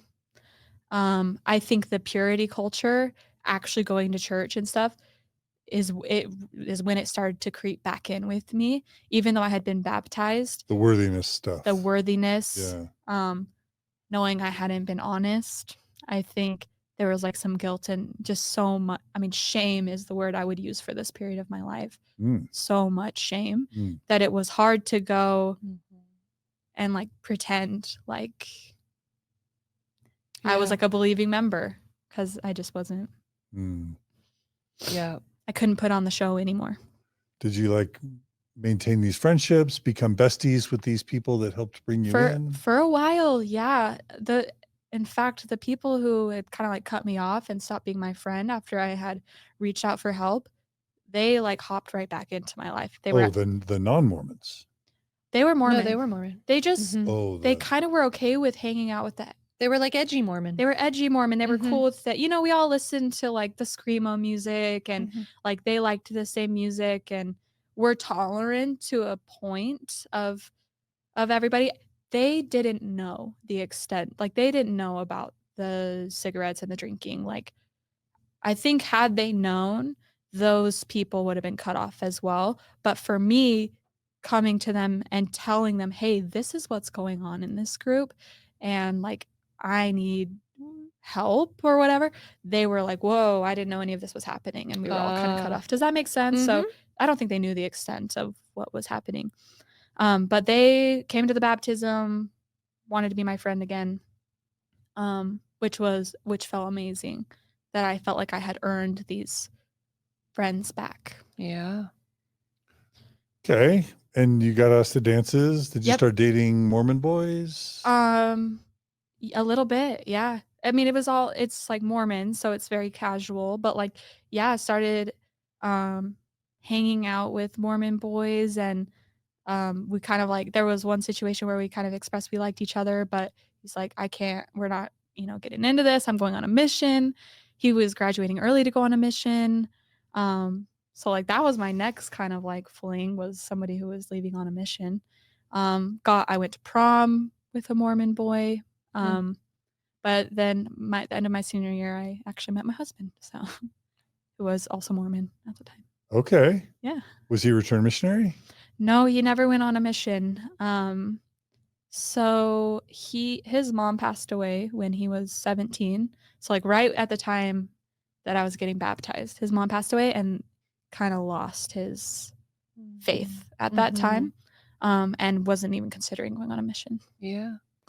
So you're the same age and you meet your senior year and fall in love? Mm-hmm. So what did your brain say to you about falling in love with a non-believing Mormon boy after you'd been baptized? It was such a relief. Why? I just knew that would have been, I would have been pretending my whole life. And I knew I couldn't keep that up. But what was good about him is he was required to go to church every week, required to go. He's an Eagle Scout, all the things. So he was doing all that, and he wasn't anti-Mormon. He's still not. He wasn't very vocal, but it was safe. He was safe to like not put up the front anymore. Right. But he wasn't this extreme of like, what I had experienced before. It was a lot safer. Yeah. So then when you're like, hey, we like each other, but I'm still attending church, you're not attending church, was there a conversation like that? We didn't talk about it a lot. Yeah, he's like he's a big part of my story, but like the Mormon angle of my story, he's not a big part of it. It wasn't a huge conversation between us. I think I asked him kind of casually, like, are you going on mission? And he's like, no. And I didn't ask a lot about it. I knew that he wasn't, like, we both just weren't into it. I was going to ask what it felt like in your home with your mom after you were baptized. Like how it felt between you two, kind of how you navigated your relationship after making that defining move. Yeah, those were some of the hardest years. Okay. Like I think I said like a little bit before, like we weren't really talking. And I think it was a big reason it was hard to go to church, because it was like a big fight every time before. Okay. Like she was really put, like, even though I had been baptized, like I think she didn't think I was going to do it. And I did. And then it was, we fought a lot during that time. Okay. Yeah. So you mentioned in your outline, this is just kind of summarizing, you wrote, I became more immersed in Mormonism just to realize that my pain, shame, and trauma were all still there. Yep. Do you want to talk about that just as like a... Yeah. So once it all kind of weared off, over The time. love bombing? The love bomb. Yeah. Did it wear off? Oh yeah. Well, what? Describe that. I mean, a lot of the people who were at my baptism, like, they never spoke to me again, like, after that. Oops. I think socially things were just easier because it was a small enough town that like everyone knew pretty much that I had been baptized. So now I was acceptable to date. I was acceptable to be asked to the prom. And so that part got easier, but I wasn't being like praised in the same way. No one was telling me how amazing I was anymore. And so, yeah, it just kind of wore off, like the love bombing. And which it always does, because it's not sustainable. It's not sustainable. Yeah. So it's like a withdrawal of a drug almost. Yeah. Yeah, it was. I was like, okay. But yeah, then you just kind of realize like, oh, like I'm still traumatized. I can't just completely forget about everything I went through. And I still feel this shame. And there was still just kind of like a darkness that I think I really thought would go away. Yeah. But the social acceptance didn't make up for that? No, like you said, it was like a drug that wore off. Like it wasn't cutting it. anymore. It didn't Mm. cover, it wasn't large enough to cover the pain, it sounds like. It Well, to wasn't. run away. And some of those issues I dealt with were, it was like real mental health issues. And so That's right. like there's so much, that just social acceptance isn't going to heal. That's right. And it also Mm. sounds like your experience being in those social, religious situations was almost like you still felt other, though. You Yeah. still felt like, you had access now, but am I right in saying that? You had Yeah. the access to the people and to like your basic, needs or rights as a human being.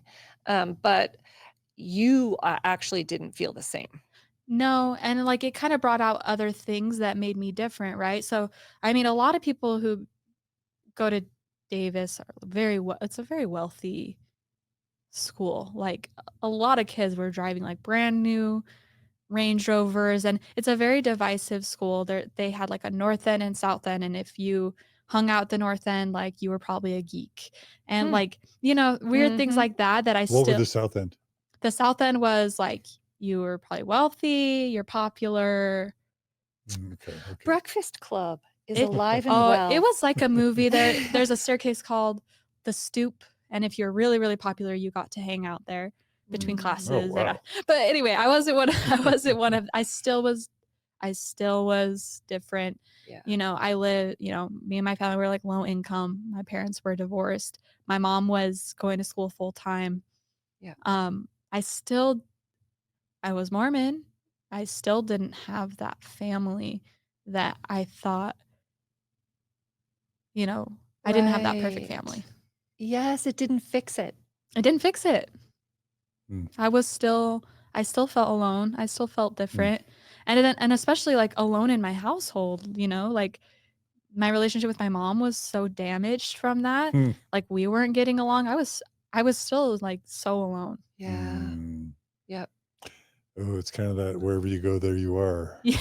You know what I mean? Yeah, that's exactly right. You can't run from yourself. Really. I couldn't run from myself. I couldn't wash away myself. So you say you met your boyfriend and that coincide and the love bombing stopped. So you just started to lose interest in the church and decide it wasn't gonna really fix what you thought, or what? How did your inactivity sort of develop, and then how did you deal with that in relation to the family that helped convert you, your grandma, family and friends that were believers, and then even your mom and Yeah. siblings? So I kept up a front for a lot of people.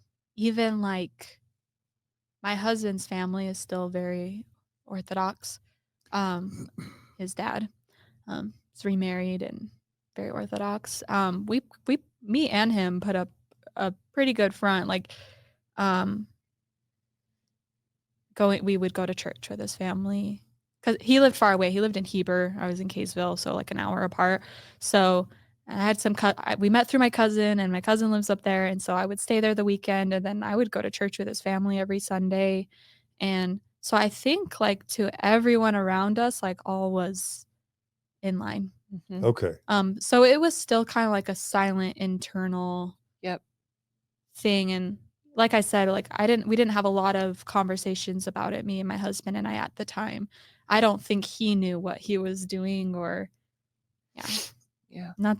He's his own story, but Mhm. yeah, it wasn't a big conversation. I think we were just kind of going through the motions for quite some time. So it wasn't like, hey everyone, I'm leaving the church now for No, you. no.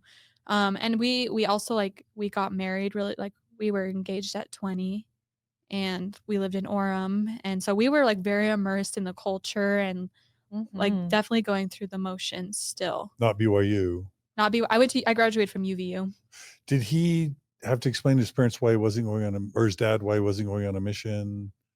Did he come out as an unbeliever to his dad or family? No, I think that conversation's still not like had. His dad is a convert from Mexico. Okay. And very, very respectful guy, and hasn't Mhm. He hasn't dug into it or Okay. anything. He's like very like, I just love you for my son, and I just want to be in your life. So he has a very good, respectful Okay. Yeah, upbringing and sounds family. non-confrontational. Non-confrontational. Mhm. So And it more hasn't unconditional. And more, yep, which lovely. very unconditional. His dad's amazing. So I Because he's a convert. Is I don't that know if why? I think It's like maybe fortunate. the Hispanic culture and convert and just who they are, I'm not sure. Just very Mm. loving and accepting, and Nice. But aren't we um here for it? Yeah. we're here for it. And they have asked like, can we, I have an 11-month-old, and they've asked to bless him, and we've, just politely declined. And Mhm. we do worry about in the future like it being kind of not an issue, but just I think it's going to have to be something we talk about eventually. Mhm. What about with your mom and your grandma? Haven't had a conversation with my grandma. I think she knows, but doesn't know the extent of Because of the Mhm. tattoos? yeah. Yeah. Um I was kidding, but no, I mean I'm sure she can make her assumptions. But she hasn't pried either. Me and my mom have had a lot of amazing conversations about that period. She has a lot of regret about how she handled the situation.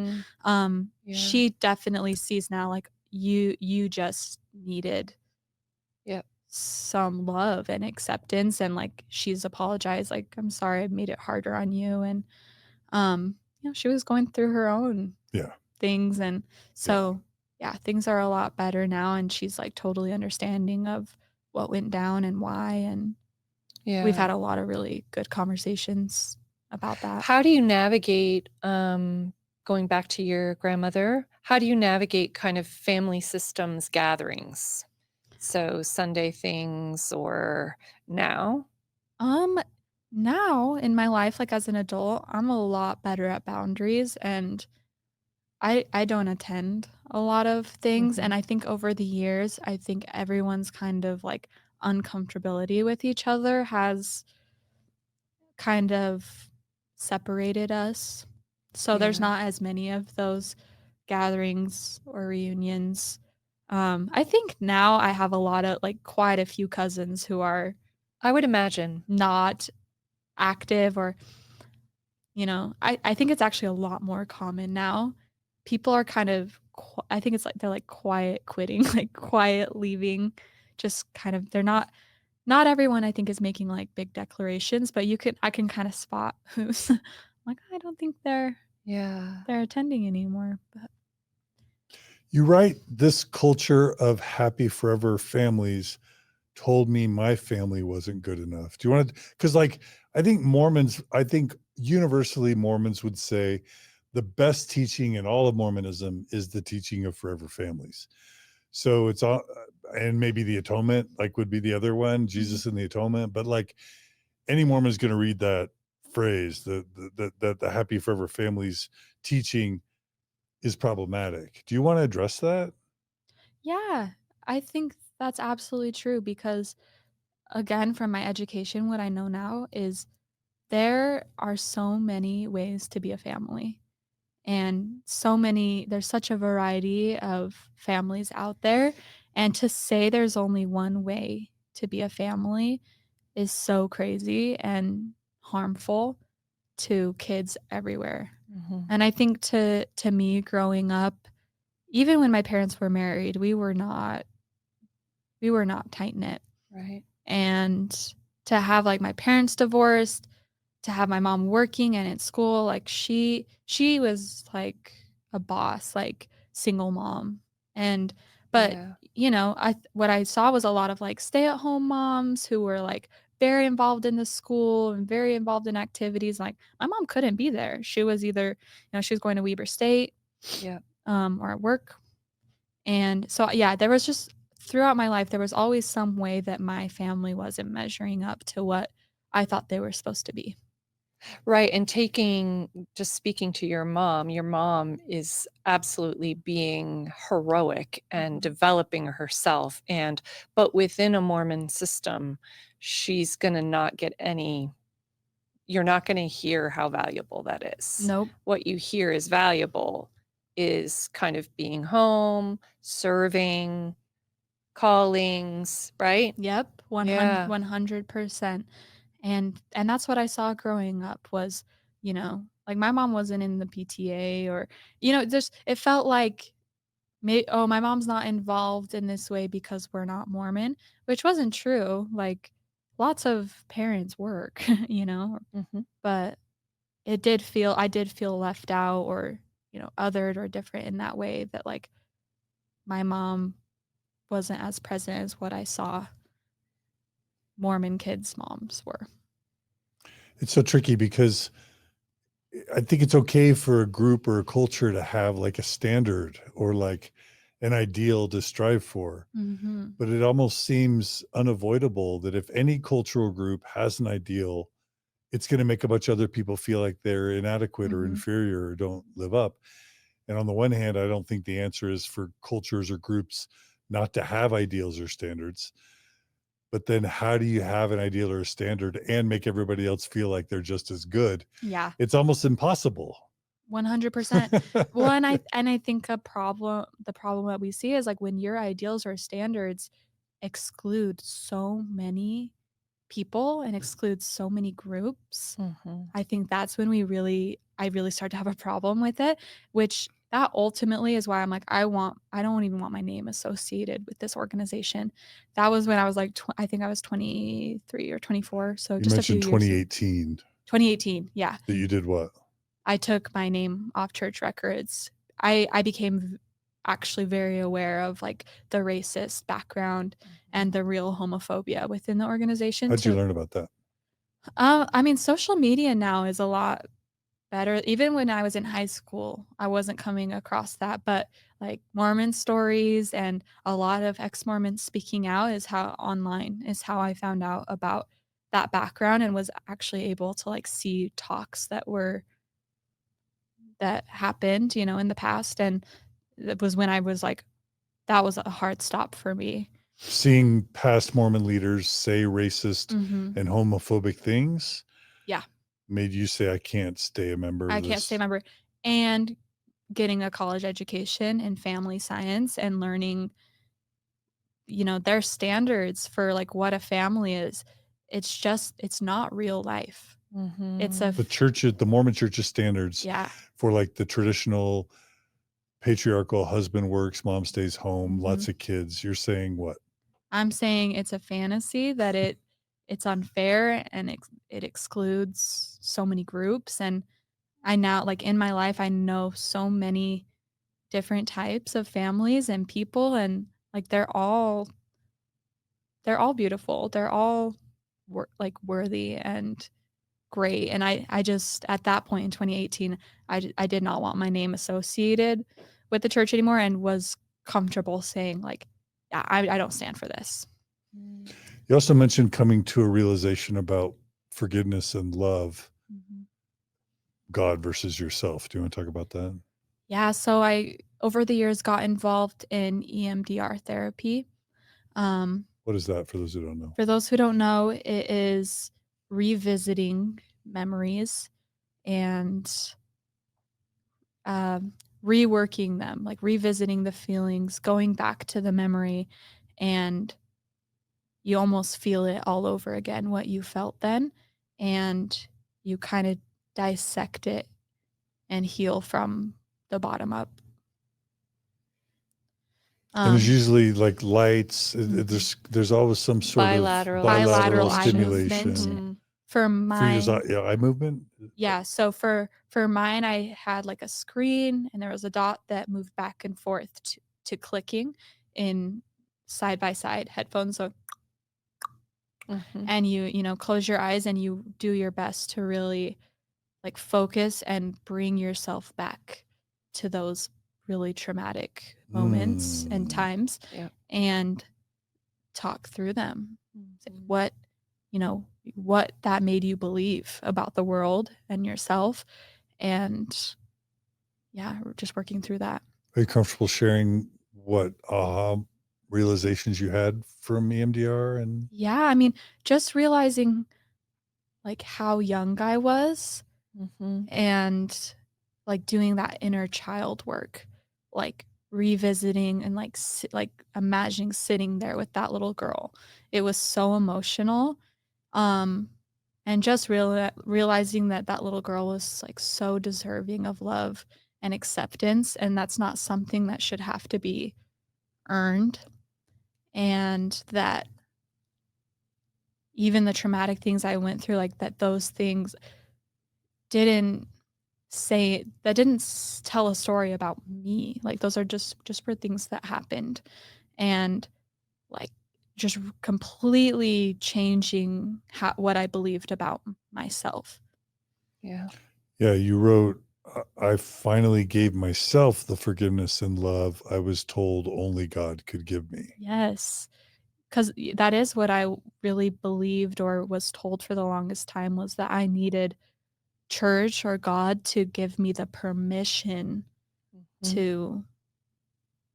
to be okay with myself, to love myself, that I needed that permission from God or the church. And I think that therapy really taught me that it was like I could give myself that permission. Yeah, wow. That sounds radical. Yeah, it was. It was like its own spiritual awakening, but just like Mm-hmm. just know, like I had all this within me, because for so long I was searching externally, like, okay, I need the perfect family, or I need these friendships, or I need to go to church, or like I need these people to believe that I'm good for me to believe that I'm good. Right. And then just kind of discovering that it's all me, and none of those external things Fill you. were gonna fulfill me. I Mm. had to give that to myself. Yeah, I had to forgive absolutely. myself for all of it. Yeah. If there's a mindset I can imagine, which is, man, the church didn't work out for me, but I'm so grateful it was there for me during a rough time. It maybe even saved me in a way, to like, oh, what a detour. The church misled me and it was harmful for me. And, they love bombed me and then they withdrew the love and it was all fake. Let's just say those are two ends of a spectrum. Looking back now, where are you sitting with like on that spectrum? Let's say like somewhere smack in the middle. Okay. I think like both of those things are true at the same time. That's right. Um, I think I wish that there wasn't this culture in the church where like so much has to be earned, even if you are a member. Mm-hmm. Yeah, There's so that's much important. conditional love and support. I wish that wasn't the case. I wish that I had just like people had just seen the You. person I am and Mm-hmm. seen that like it doesn't matter what religion you are, but like you're just a good person. Um, Yeah. yeah, I wish there was more of like a diversity of people to interact with and be friends with, In all those Utah in culture. Utah culture. Yeah. There wasn't Yeah. at the time. But I also do feel like it was kind of like it did pull me out of the space that I was in. Um, Yeah. it totally did. Mm-hmm. And it did salvage the last of my high school experience. So it wasn't all bad. When I get down into it, I'm like, well, I mean, it was because I got baptized, but it did salvage kind of like maybe somewhat of a normal teenage experience. Got to go to the prom and have some friends for a little while. So I think both are true. Mm.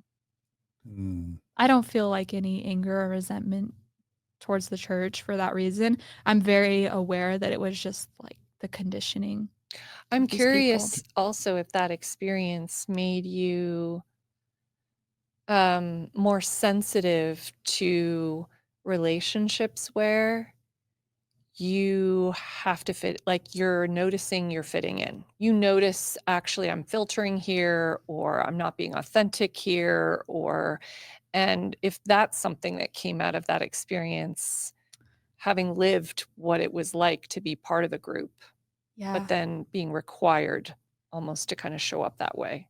I wish that I had learned that lesson the first time around through that experience. Unfortunately, it did take me some more time. Yeah. So I think through that conditioning and even coming out of it, it still stuck with me. And I still found myself in situations throughout my early 20s That makes sense. with people Yeah. where I'm like, okay, I need to perform or like mask a little bit to Mm-hmm.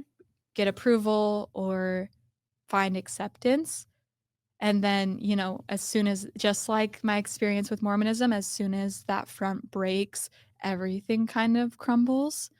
And like that did happen again in my early 20s Yeah. with a group of people, but now I do. From that experience, like I just needed to be I just needed to have the experience a couple times to learn it.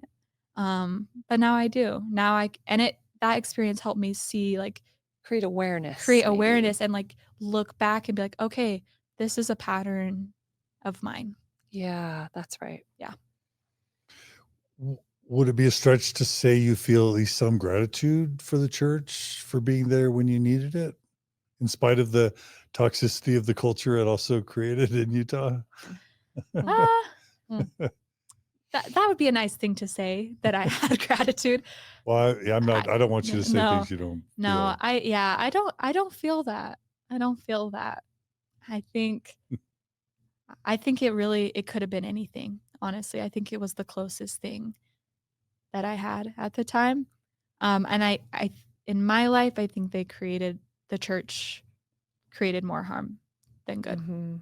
It's kind of like, I would imagine, it created the root problem That it then that presented then itself to presented solve. itself Yeah. like a conforming way to Yep. solve that problem that in the end didn't solve that problem. Right. And like I said, I still experience that into my, like, even outside Mormonism, the conditioning of Yeah. like needing to conform, needing acceptance Yeah. for survival, and like not wanting to experience that loneliness again.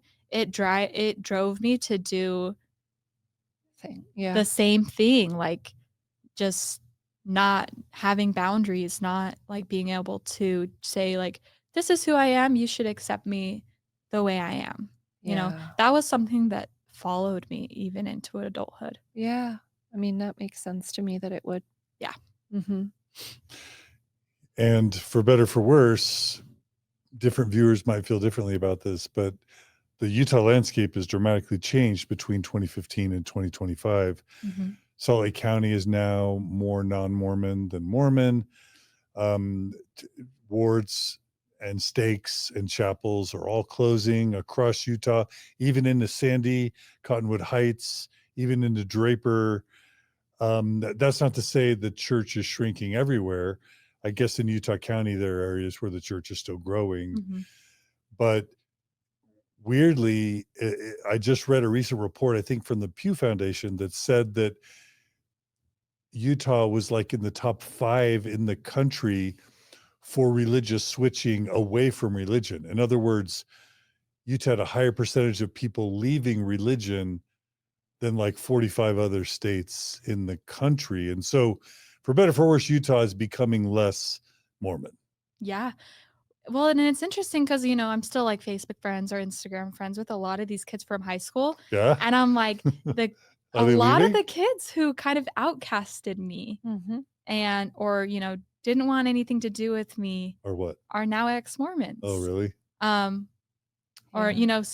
one of the people who cut me off is like, is gay and out in like in Mm-hmm. a public relationship. And I'm so happy for that. I think that's great. It is kind of like interesting to see though. I'm like, wow, like you caused me a lot of pain. Yeah. And now, and now you're not even a part of it anymore. Mm. But Yeah. I feel more like glad for them than anything else. But Yeah. it is just kind of interesting to see. Yeah. That is interesting. Well, man, what a brilliant story. And we're like under 2 hours. Okay. I don't think that's ever happened before. But no, before we end, Margie, did you have any final thoughts or questions? I think I was going to I'm curious what it has looked like. You've talked about a little bit with your mom, how you've had conversations to kind of connect and fill in some of the spaces of what was going on with her. It sounds like she's apologized. And so a lot of connecting, deep Mhm. connecting there. How else have you navigated kind of healing, your personal healing and your healing with your mom? Is there anything else you want to add? And let me just provide a caveat. I think healing can be looked at as like neat and tidy. Like you heal it and we're good.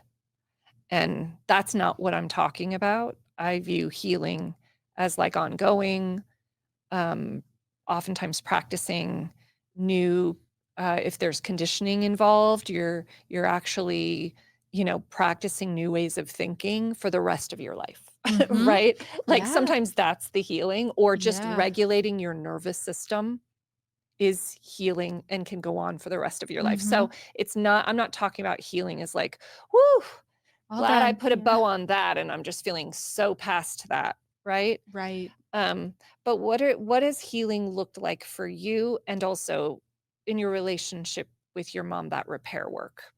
Yes. So still in therapy. I don't know when I won't be. Just Mhm. there's always something I'm uncovering. And yeah, I love what you said. I think it's absolutely true. Like healing doesn't happen in a straight line. And I do find myself all the time like sometimes it does sit a little differently, what happened, and sometimes I do still feel angry. Um Yep. Luckily with her, like we do have an open line of communication where like it's something we talk about often.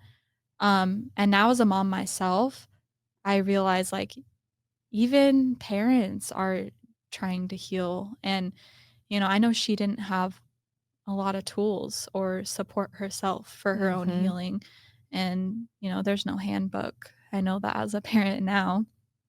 Um, so yeah, I think just continuing to talk about it. Um, and yeah, just like holding space for all these feelings that and things that I've experienced. I even like yeah, like I said, having a child, it even like brings it up in all a new way. And Right. now all these fears I have like raising my son here. Is he going to experience Yeah. the same thing that I did? And um just allowing myself to feel all that. And Some choose to move. a- and I think like what you said about like Salt Lake is so true. Like I do think it would be a different upbringing raising Mhm. him in Salt Lake. Mhm. But me and my husband have considered like moving out of state just to Mm. not I don't want him I don't want him raised in the culture that I was raised in for sure. Yeah. So not Davis County. Oh yeah, we won't. My dad would love that, but no, he won't be Or raised in. predominantly Mormon. No, Or Not Utah County, not Davis Mhm. County. it would be it will have to be Salt Lake, or Yeah. we've considered maybe going to California just because of that fear. One thing I Yeah. learned, I got into the ultimate Frisbee community when my kids were in high school. Mhm. And there are a lot of never Mormons who move here for work. They send their kids to private schools. So Mhm. there's like Catholic private schools, even like atheist parents send their kids to Catholic private schools like Judge, Mhm. Memorial, I know there's others, because in the private schools, there's more tolerance, but also, a healthy, strong, vibrant community socially where you don't have to be Mormon. Or like West High School isn't private, but West High they're School known is to have great. a I've heard lot of. Skyline High School is Mhm. great. Yeah. For not Olympus so much, but there are high schools like West and Skyline and private schools Mhm. Yes. where non-Mormon kids are just normal. They They're kind of just cluster. striving. Yeah. Mhm. Yeah, like I would never want my son to experience, like Davis High School at our senior year, almost every day of the week was a missionary Wow. call, opening, Yeah. farewells, like constant. And I don't ever want him to feel Oh, that. those Like, bleed into schools. oh my gosh. Oh yeah. Now they lowered the mission age to 18. Kids are getting When their. it had been lowered when it had just been lowered. So a lot of Wow. guys I knew were hurrying to graduate early so they could just go on their mission. And So there's mission call buzz in high schools in Utah. I had no. oh my gosh, it was a huge part of, like, it was graduation season, but like mission call opening As a part of your season. high school experience. That was high school. Oh yeah. So for never Mormons, what's that like when all the buzz is who got called to what mission, in high school? And that Can you imagine? it's so wild. I remember first moving to Utah, just the lack of separation between church and state. Yeah. Oh my Being gosh, out in public places, also official school events and having prayers, or it was extremely disorienting. Mhm. Yeah, hard to Huge. express. I can't express what a big part of the school life it is. Like we said, the seminary building is just like plopped right there next to the Yeah. school. Yeah. And Interesting. yeah, Wow. big part. So Interesting. Okay. All right. So it'll be fun to watch Utah over the next 5 or 10 years to see what non-Mormonization of Utah high schools looks like. it's gonna be really interesting to Mhm. see. Yeah. It's fun. Yeah, Salt Lake is definitely, I think, like a great haven for Yeah. non-Mormons or never Mormons. Like, Yeah. there's a lot of acceptance and Yeah. for all kinds of people I here gotta in think Salt Lake. East High School has a lot of non-Mormons. Yeah. I Yeah. don't know. Yeah, I think so too. I think Salt Lake is Yeah. a great place. Yeah. I haven't experienced. I think things would be different even now if I were living in like Davis County. Yeah. But living in Salt Lake has been great. Oh, I can imagine been great. moving and actually considering, and I actually think it's, moving requires a lot of money, a lot of resources, a lot of, I feel.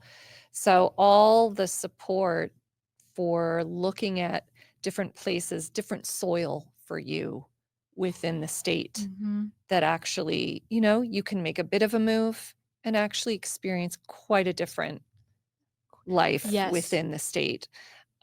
So And I think that's important for people to know. Like, if you're living in Utah County or Davis County or just feel overwhelmed and consumed by this culture, there is like Salt Lake is better. yeah. I guess I should mention I did move. Me and my husband lived in New York for a year, and that was a healing experience. Oh yeah. Because we got to see, like, we kind of got immersed in our neighborhood community, and some people don't even know what Mormonism is there. They're like, oh, is that I think I've seen like a show Yeah. about that or something. Right. Aren't they Amish? Yeah, they don't even know. They're like, oh, are there lots of polygamists where you live? Like, they don't even know it's illegal. Is it still illegal? I don't even know if it's illegal still. Polygamy is illegal, yeah, but Yeah. it's not enforced It's not in a lot of enforced. places. Yeah. Yeah, so that was I'm like, there's a world out there. Yeah. Like, That's right. when we moved there in my early 20s, like, there's a world out there, like, where there's communities of people and nobody cares. Yeah. Like, where you come from, what your That's right. upbringing is, and like, people just can love each other and accept each other. And like, seeing it was like, this isn't humanity. This is this was Utah culture, Mormon culture. Not all of humanity was a healing experience. Yes. Nice. That Yeah. makes, I can imagine, and I'm so glad you had that. Yeah. Yeah. It makes it more tolerable. Like, and funny enough, like, we missed it here. Like, Utah's, Interesting. we That's missed good it here. stuff, So we yeah. came back, but now knowing, I'm like, this is just kind of a funny little culture, like, Yeah. little pocket of the world that's kind of interesting. Yeah. This is not the world. Yes. Amen. Oh, I guess we didn't mention Cache Valley. Cache Valley can be rough, like Utah County Also. and Yeah. Davis County, but Ogden can be pretty secular, right? Ogden? No? Maybe a little bit. I think Ogden is still pretty Mormon, Right. Mormon, but okay. maybe Yeah. less so than the Okay. Cache Valley or Utah Okay. Utah County. All right. Well, any final words? This has been so wonderful, Gabby. I can't thank you enough. Any final words before we end? No, just thank you for letting me share my story. I think it was really like further healing to like own my story and be able to just like, this is what happened and here I am. So thank you for letting me share that. Thank you. I am kind of curious how someone never raised Mormon and who's only Mormon for a few years would find Mormon stories interesting. You know what I mean? Although I do have a lot of non-Mormons in Utah say, thank you for Mormon stories because it helps me understand the culture I'm living in more. Yeah. I don't know. I find it fascinating. And yeah, even just having been a part of it for a short while, ex-Mormon content is fascinating to me. Yeah. And I love hearing like the variety of experiences and um, knowing you're not alone, even though mine is kind of a unique story. Yeah. Maybe it's not, and now maybe some Mhm. people can relate to me. I'm not sure, but it is a unique one. Yeah. Well, thank you. Well, please, listeners and viewers, please leave comments on our YouTube or Spotify or wherever you consume the podcast. Those comments, we read every one. If you want to tell Gabby how much you enjoyed the story, we'd love to hear those types of comments. We love your email, so please email us at mormonstories@gmail.com with any thoughts or feedback. The way we found out about you, you just applied, right? Yeah. Yeah. Yeah. I was just curious one day. I'm like, I wonder if there's other people who would relate to Yeah. my story. I wonder how people get on this podcast, and went to your website, and Yeah. I was like, okay. I was nervous, and I honestly didn't think I'd hear back. So when I got your email, I was like elated. I was so excited. Yeah. And so, yeah, please, we're always, we have more applications than we could ever accept. And we're always looking for new and interesting stories that maybe our audience hasn't heard or that we think will hit in special ways. So again, go to Mormon Stories, find the button to apply. You have to record a 3-minute video. If you don't record the 3-minute video, you probably won't even be considered, because we want to hear that you know enough about our podcast that you can conceptualize how you think your story will fit or resonate with our audience. So that's really important. So please apply. We encourage you to apply. Please make that 3-minute video. And then the other thing I'll say is we really, we depend on our donors to make all this possible. So thank you if you're a donor. You are literally, you made today possible. If we're also losing donors every month, I think we had 10 donors cancel last month. If we don't replace those with new donors, then we have to start cutting back. So if you value this content and you're not currently contributing, please go to mormonstories.org, click on the donate button, become a monthly donor, and we'll keep doing this stuff. In addition to donating, or if you can't donate, don't worry. If you just subscribe to the channels, comment, thumbs up our episodes, comment, all that, sharing the episodes, that helps a lot. So there are different ways you can help in addition to donating. So that's it. Thanks again, Gabby. Thank you so much. We This was honor great. your story and are just really wishing you all the love in your life. Thank you. That means the world. I'm so happy I got to share. Yeah. And thanks, Margie. It's great to have you. Yeah. All right. Thank you. All right, everyone. Take care. Be good to each other. Be kind to each other. And we'll see you all again soon on another episode of Mormon Stories Podcast. Take care.